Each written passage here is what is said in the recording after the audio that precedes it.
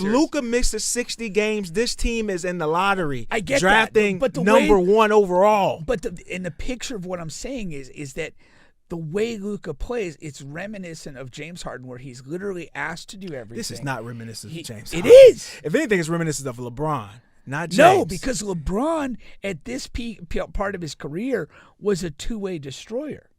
Luka is ineffective defensively. I wouldn't say that's the point that I'm making. Let's not fool ourselves and elevate this guy too high. But go into this season. That's and Jason we're Kidd, here. man. That's not us. I get that's that not it's me, Jason and that's Kidd. not us. But I get it. I'm. So I wanted to discuss my top 5 most dangerous playoff teams off the grid. Most dangerous off the grid playoff teams. So, for example, Boston Celtics, they're disqualified here. They're on the grid. Denver Nuggets is on the grid. Milwaukee Bucks is on the grid. All of your top of the top teams, the Clippers, on the grid. The Clippers are now on the grid. They were not on the grid at one point. Right. But right. now there's growing sentiment they're the favorite. Yeah, which is very odd because, like I say, man, I mean, this is what Harden does. We were number one as well. Somebody, all the other teams just need to find a way to offend him. And then it'll all fall apart. But no need to diss them. Or Kawhi gets injured. They are looking good. Okay. So these are my top 5 teams you do not want to face in the playoffs off the grid. These are yours or other people have contributed to this thought process? This is mine, but this is the list. It doesn't have to be Bubba's list. This is the list. This is the list that matters. This is the actual answer. Bubba's speaking facts. Okay. In his own mind. Number 5. I caught that late. Yeah. Number 5 is the Indiana Pacers. Okay. Really? Now here goes the thing. The reason why they make this list, they really only make it for one reason, and that's because they're currently in the 6th place, and Milwaukee is in the 3rd, and they've been whooping the Milwaukee Bucks' ass all season, and it's a bad matchup for them. If the Milwaukee Bucks end up in 3rd, everybody's going to pick Milwaukee Bucks because they have Giannis, they have Dame time, and they have this and they have that. But the Pacers are a bad matchup for them. They have length. They have length. Giannis is going to do Giannis, but it's not going to be as efficient because they have Miles and they have Siakam over there, and they have length that can do something there. They have guards that are they're just too busy, too fast for Dame, too active. They're not just going to stand in the corner. A lady in a wheelchair might be too active. So it's just a bad matchup. Yeah. Oh, what's going on here? My phone is up. Okay. Oh, somebody called me. That's why. Oh. Treese called. She was on the podcast a couple of weeks ago. I should have answered. All right, Treese, we do a live podcast every Wednesday. You've been here. You know the story. Come on, man. All right. So they're at number 5. So, but it's kind of with the specific caveat that Milwaukee's the matchup. Yeah. Okay. See, I agree with the points you're making. I would have thought just in a vacuum that they're more of like an annoying gnat than truly dangerous. And it's number 5. I got some better ones coming. But, yeah, with that caveat, because they're going to be the supreme underdog in that matchup. So I'm just saying they're dangerous because of that reason and for the Milwaukee Bucks. All right. Number 4 is the Suns. The Suns have been flying under the radar. When I watch them play, you get 2 outcomes. One is you watch them. You say that they need more around those 3 guys, but because those 3 guys they'll max contracts, you can't get more around them. And then I'll watch them again, and I'll say, damn, who is going to beat these guys with Durant being this efficient, with Devin Booker scoring 50 and 60. Bill has been looking good since he's been back. If they're healthy, they're good. Who's going to beat them? So it's Jekyll and Hyde. If you catch them while they're Jekyll, okay, you might be in trouble. All right, and that goes for any matchup, no matter who they draw in the first round. All right. It's like having a puncher's chance at a boxing match. Yeah. When you have that level of scoring, and that is the elitist level of scoring that there is, like you can be in a 4th quarter of a game and one or both or 3 of those guys can just be untouchable, and you're not going to win that game. Yeah. there's just not a whole lot you could do. Those guys can each get that hot. No, that's for sure. That's for sure. All right. Number 3, I have the Knicks. Shout out to the Knicks. The gritty, gutty Knicks. The gritty, gutty Knicks. Or Villanova North. That move for OG, to bring OG, it really solved a lot of their problems to bring OG over from Toronto, because you needed to give RJ and Quickly needed the ball to be effective. OG doesn't need the ball at all. So you get rid of 2 guys who need the ball to be effective, and then you bring in a guy who's just a catch and shoot guy, but add so much value to your already good defense, right? Because he's one of the best perimeter defenders in the league, and he's a bigger body, bigger frame than both of those guys you let go. You have that going, and of course you have this star at point guard, and he's running the show. Okay, I'm not a fan of our guy power forward there, Julius Randle. Yeah. Not sure who else left is out there that is. But all that being said, the Knicks are a dangerous team. His son's still fond of him. Yeah. They are a tough team, and you don't want that in the first round, because it's going to take so much out of you. No matter who they get in the first round, they're going to take a piece of flesh out of you. Okay, if not win altogether. Jalen Brunson is really something else. Yeah. I mean, he's this sort of self-made star, and he's truly that at this point. He brings it every single night. He sets the tone for that team, and he does it in such a way that it's kind of like mitigated the importance of Julius Randle being either good or consistent, which he struggles to do. And it's funny, I remember I was hearing something the other day. It was like during the draft process, and they played, they had Hart, they had DiVincenzo, who were all together, plus they had Bridges. And somebody, Jay Wright was talking to somebody, and he's like, "Why the hell aren't you guys drafting Brunson? Like, why is he the last guy on my team?" He goes, "He's been the best player on this team the entire time I had him." Right. And that's that thing, and I'm really big on it. When you have people together, you see that stuff. You see like who leads, who follows, who drives it. And for Jay Wright, for having him for the time that he did, it was unquestioned. Like, he's the leader of this group. Wow. These other guys might, have more apparent talent or whatever, but getting up and doing the work, this is the guy that we follow. Yeah. I also sends me back to a book I read involving Coach K at Duke, and he had this like theory.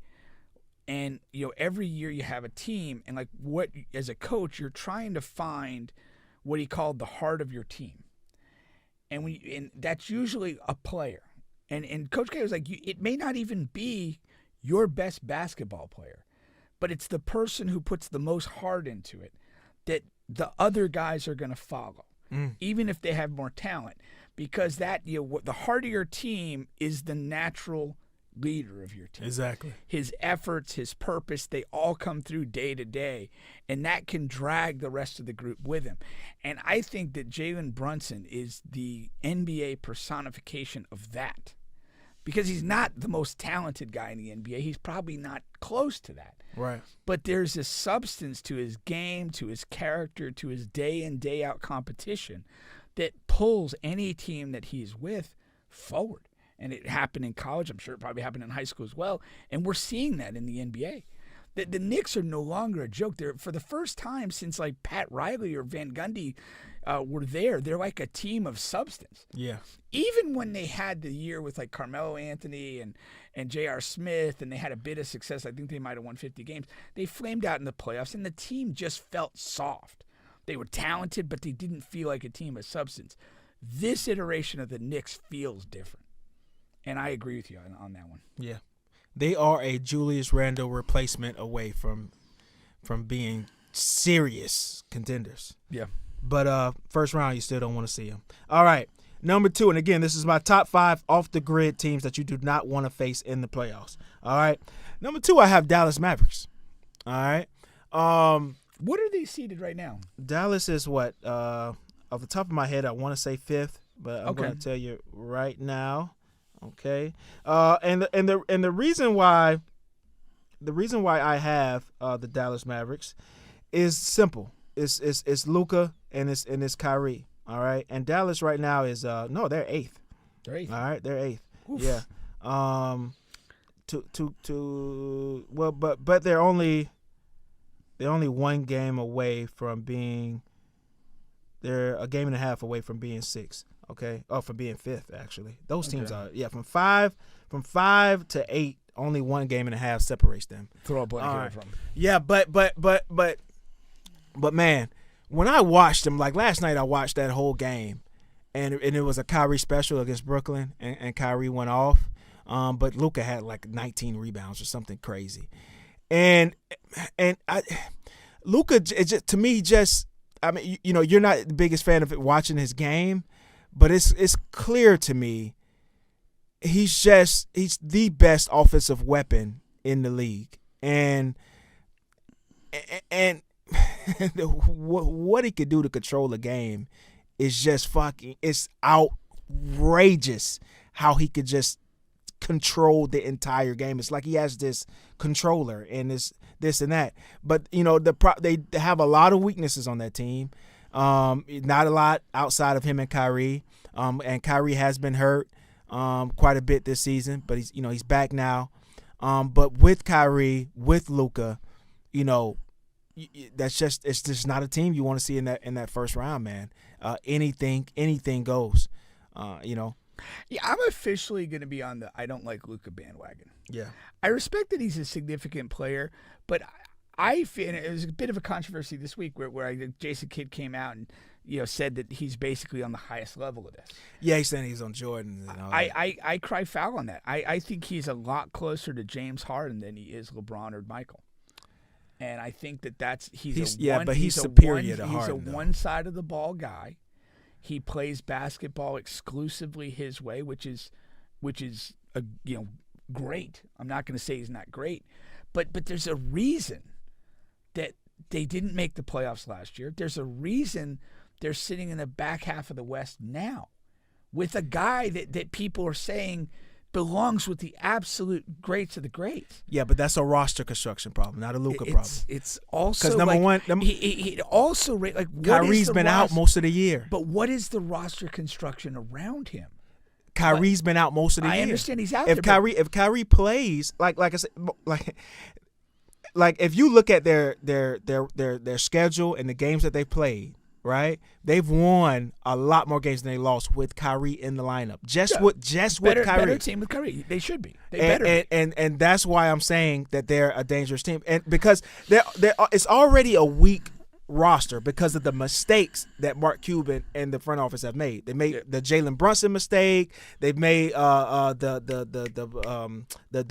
big guy mistake. Okay, now Porzingis. they have Porzingis mistake. They've made